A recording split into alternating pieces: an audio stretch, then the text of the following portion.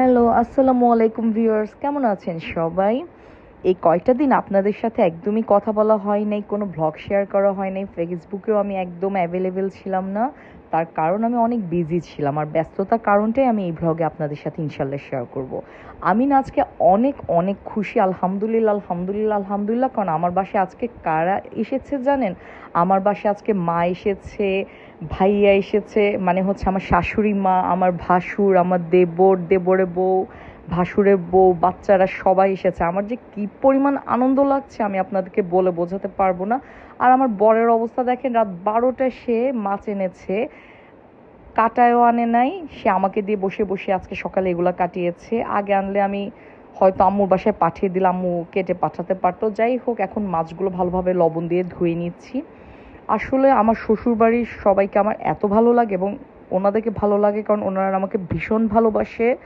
আমি আসলে ওনাদেরকে কখনো শ্বশুরবাড়ি মানুষ ভাবি না, সবসময় আমার নিজের মা, নিজের ভাই বোনই ভাবি। আসলে আমাকে প্যারা দেওয়ার মানুষ একজনই, সেটা হচ্ছে আমার হাজব্যান্ড। আমার হাজব্যান্ড একাই হচ্ছে আমার শাশুড়ি, দেবর, ভাসুর, যা সবার রোল প্লে করে। দুষ্টুমি করলাম, কিন্তু সে আমাকে একমাত্র পেইন দেয়, কিন্তু এটা বাদে তার বাড়ির সবাই যথেষ্ট ভালো মানুষ, মাশাল্লাহ। যাই হোক, ওনারা আসবে, আমার তো ভীষণ খুশি লাগছে। ইচ্ছে করছে অনেক কিছু রান্না করি, কিন্তু তেমন কিছু করতে পারি নাই, কারণ আমার তো কোনো হেল্পিং হ্যান্ড নাই। তার মধ্যে শরীরটাও আমার বেশি ভালো না, তারপরেও আমি চেষ্টা করেছি ওনাদের প্রত্যেকেরই পছন্দ অনুযায়ী টুকটাক রান্না বান্না করতে। যাই হোক, আমার শ্বশুরবাড়ির সবাই না ক্যামেরার সাই আছে, ওইভাবে করে ক্যামেরার সামনে আসতে চায় না, তাই আসলে আমি ওইভাবে করে সবাইকে ভিডিওতে আনতে পারি নাই। তবে ইনশাল্লাহ নেক্সট ভিডিওতে আমি চেষ্টা করব ওনাদেরকে আনতে।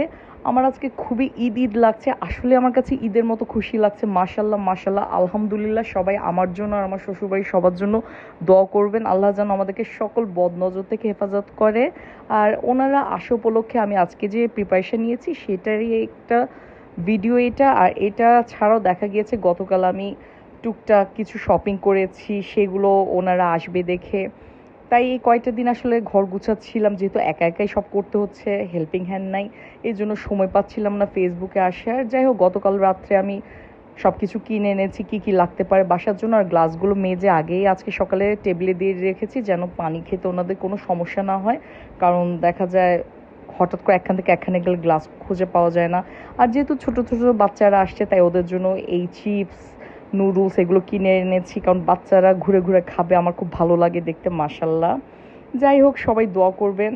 আর এখন সব কিনে এনে আমি বক্সে বক্সে গুছিয়ে রাখছি, যখন তাদের যা দরকার হবে তারা যেন তা নিয়ে খেতে পারে, সেই জন্য।